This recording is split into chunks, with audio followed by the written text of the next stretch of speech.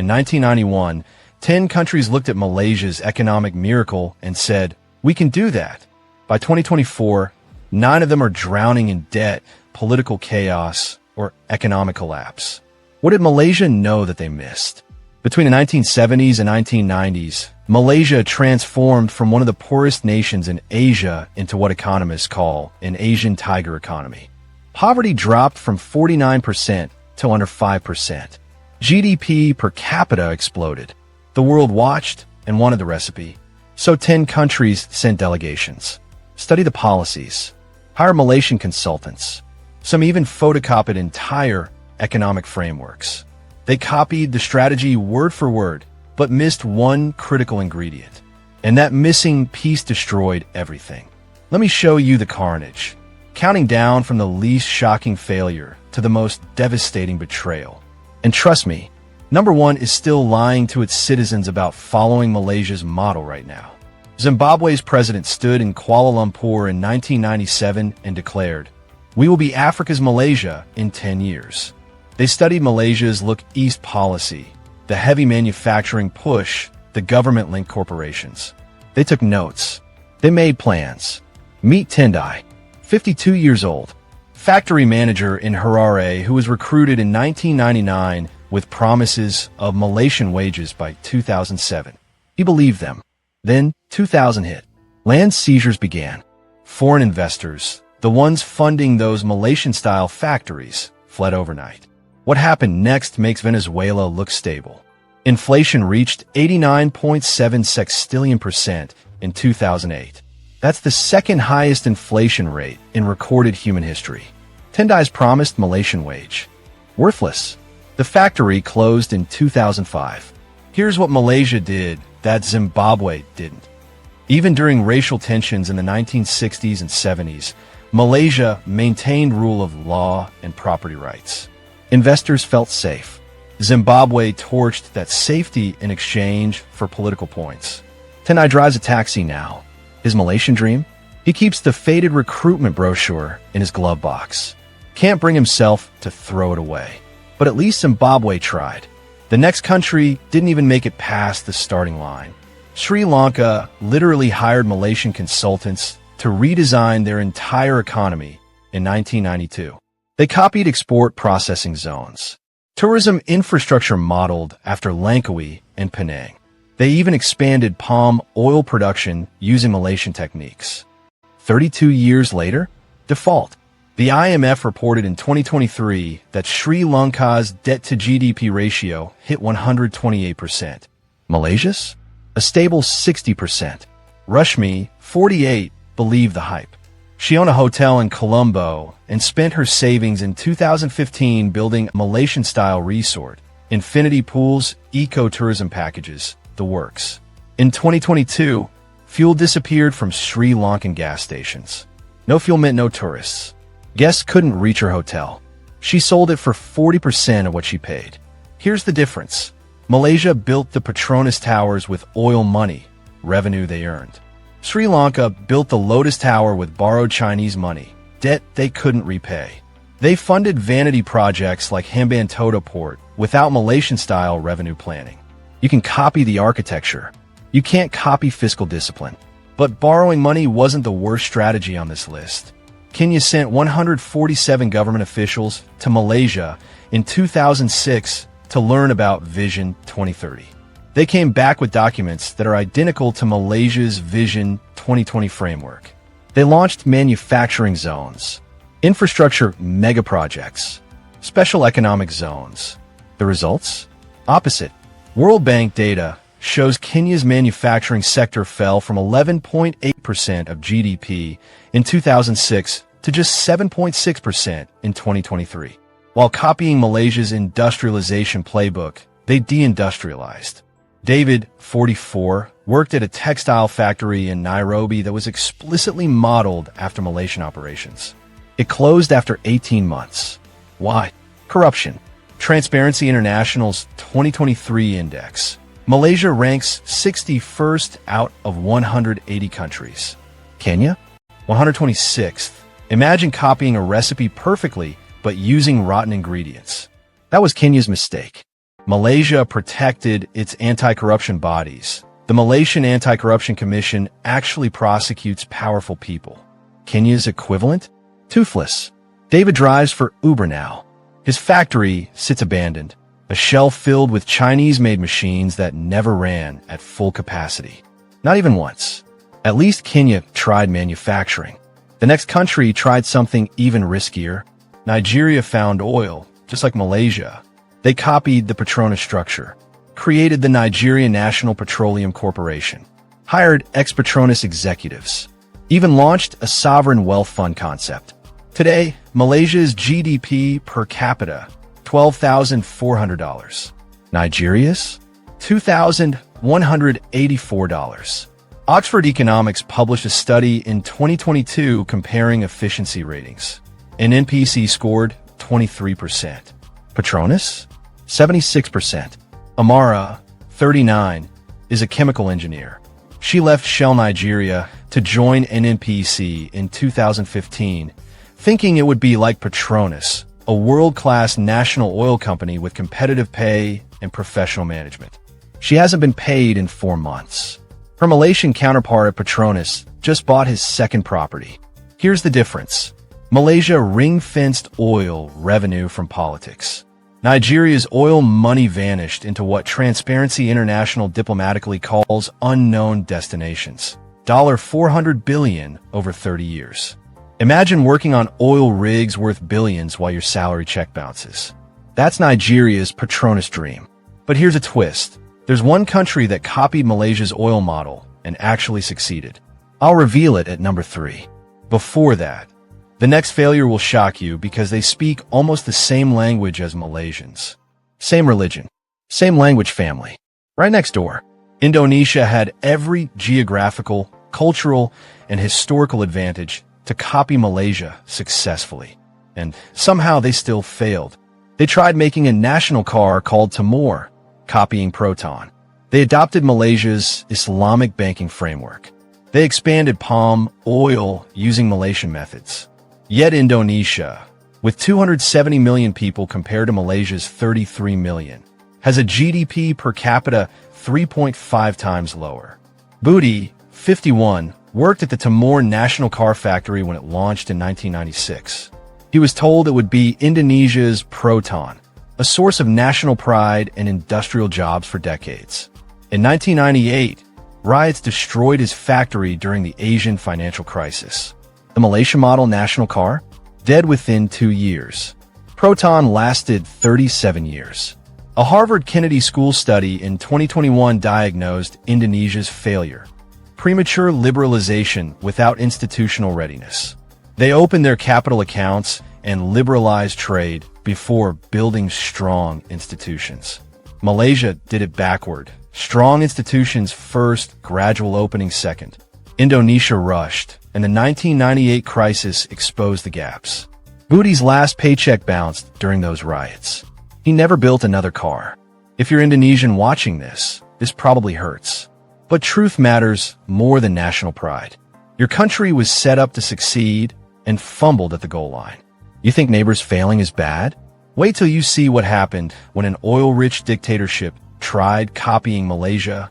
Venezuela in 1990 was richer than Malaysia. Let that sink in. They had oil discovered around the same time Malaysia did. They created a national oil company, PDVSA. They pushed industrialization. On paper, the parallels were perfect. By 2024, 7.7 million Venezuelans, nearly a quarter of the population, had fled the country. World Bank data, Venezuela's GDP per capita fell 75% from 1990 to 2024. Malaysia's grew 340% in the same period. Maria, 45, is a petroleum engineer. She visited Petronas headquarters in Kuala Lumpur in 2005 and came back inspired. She implemented Malaysian best practices at PDVSA, efficiency standards, safety protocols, merit-based promotion. By 2015, Hugo Chavez's government replaced her with a military general who had zero oil experience. She fled to Colombia in 2000. The Journal of Economic Perspectives published a study in 2020 pinpointing the exact moment of collapse. Venezuela's institutional decay started with the politicization of PDVSA in 2003. Malaysia kept Petronas technically meritocratic even during political turbulence. Venezuela turned PDVSA into a piggy bank for political patronage.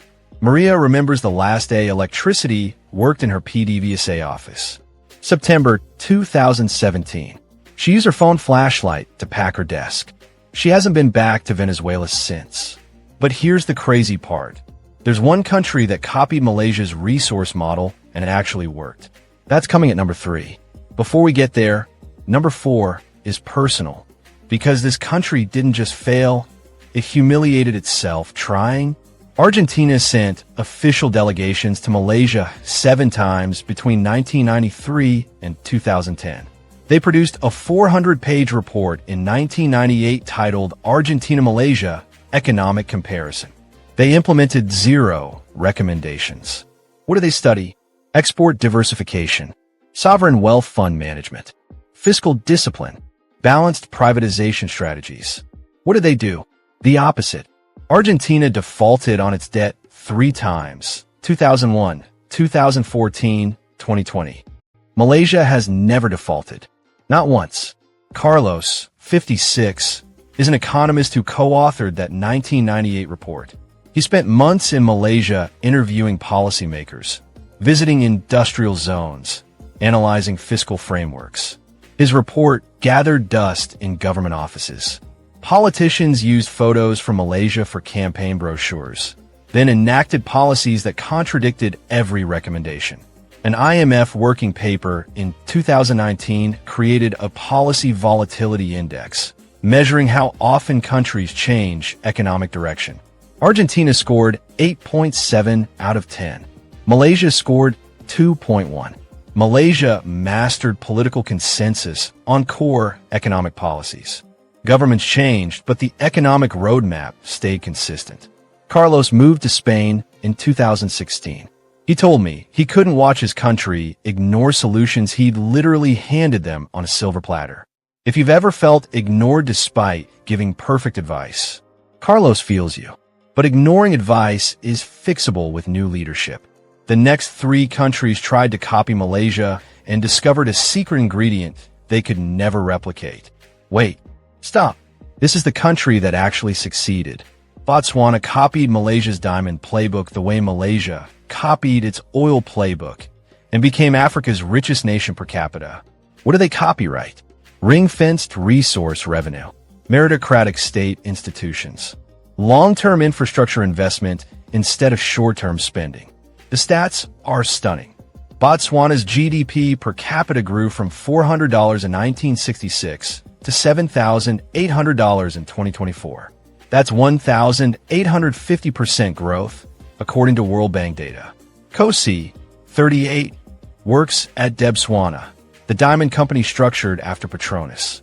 His job, his career path, even his training program were modeled on Malaysian systems. His reality? I've been paid on time for 12 years. My pension fund is secure. My kids go to good schools. This is what Malaysia promised. What did Botswana match that the others didn't? Anti-corruption culture and technical expertise in state enterprises. But here's the critical difference. Botswana had the political will to resist corruption. That's the secret ingredient. So Malaysia's model does work, if you have that one thing. But the next 2 countries? They had everything except that. And number 1 is personal, because they're still claiming they copied Malaysia successfully while their economy collapses in real time. South Africa studied Malaysia's Bumiputera policy, race-based affirmative action designed to lift Malays economically, and created Black Economic Empowerment. Malaysia thrived. South Africa? Youth unemployment hit 63.9% in 2024, the highest in the world outside of war zones. What do they copy? Race-based economic quotas, government-linked corporations, infrastructure investment tied to empowerment. World Bank data. South Africa's GDP per capita fell in real terms from 2010 to 2024. Malaysia's grew 45%. Tabo, 41, was promised Malaysian-style upward mobility through B when the program launched. He applied for contracts, attended government workshops, got certifications. He watched politically connected people with fewer qualifications grab BE contracts while his applications vanished into bureaucratic black holes. He's still in the same job. 20 years later, World Bank governance indicators from 2023. South Africa's corruption control score declined 35 percentile points since 2000. Malaysia's improved by 8 points. What did Malaysia do differently? Bumiputera policy included actual skills development and maintained meritocracy within the quotas. BE became pure cronyism, connections over competence. Imagine watching someone with your exact qualifications leap ahead because they know a minister. That's Tabo's reality. Malaysia lifted millions out of poverty. South Africa just reshuffled which elites got rich. But at least South Africa admits it has problems. The number one country? They're lying to their citizens right now about following Malaysia's model.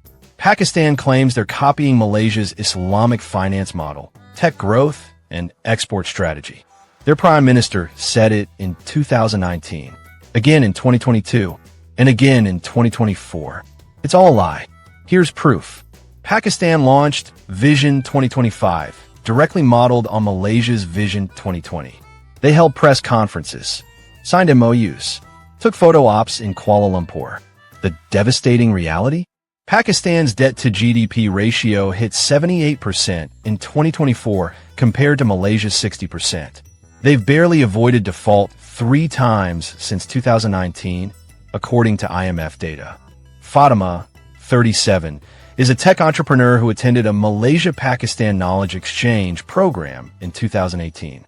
They told her Pakistani startups would get Malaysian-level support, tax breaks, incubators, seed funding. She applied for every program they announced. 0 materialized. Malaysian startups were getting government grants. Pakistani entrepreneurs got speeches. The Global Innovation Index 2024 ranks Malaysia 33rd globally. Pakistan, 88th, despite copying the model. Here's what Pakistan refuses to copy. Malaysia's tax-to-GDP ratio is 15%. Pakistan's is 8.6%. You can't fund programs when you don't collect taxes. The institutional gap is massive. Malaysia reformed its civil service in 1991, creating professional, merit-based agencies. Pakistan's civil service still operates under 1,973 rules, politicized, inefficient, bloated. Fatima shut down her startup in 2023. She now works remotely for a Malaysian company from Karachi. She helps build Malaysia's tech ecosystem while Pakistan's crumbles. If you're Pakistani and this angers you, good. Demand your government actually implement what they study, not just photograph it. Here's the lie exposed. Pakistan sends study delegations to Malaysia every 2 years. They take photos, issue press releases, change nothing. Every Pakistani politician returns from Kuala Lumpur saying, "We'll do this." Then elections come. They forget. Repeat cycle. So what did Malaysia have that these 9 failures didn't? It's not oil. Nigeria has more oil.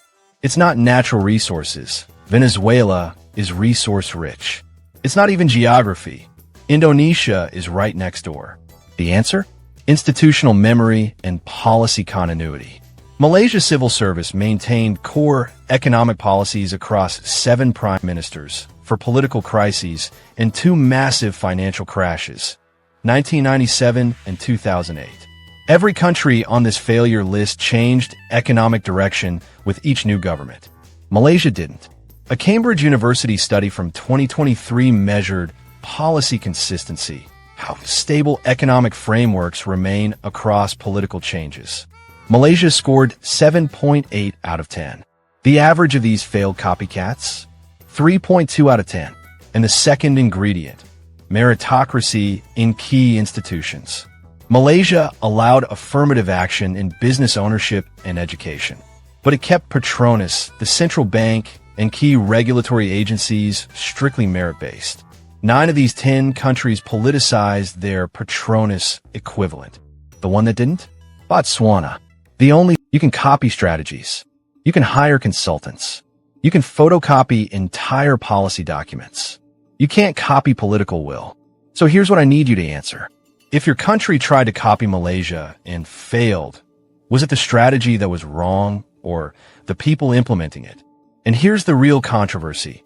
Should Malaysia stop sharing its playbook since 9 out of 10 countries butcher it anyway? Drop your country in the comments and tell me one thing your government copied from Malaysia but corrupted. Let's expose them together. In part 2, I'm revealing the 7 countries currently trying to copy Malaysia right now, and the 3 that are about to fail spectacularly. One of them is in Europe. You won't believe which one. Comment part 2 if you want the answer. And tag someone from one of these 10 countries who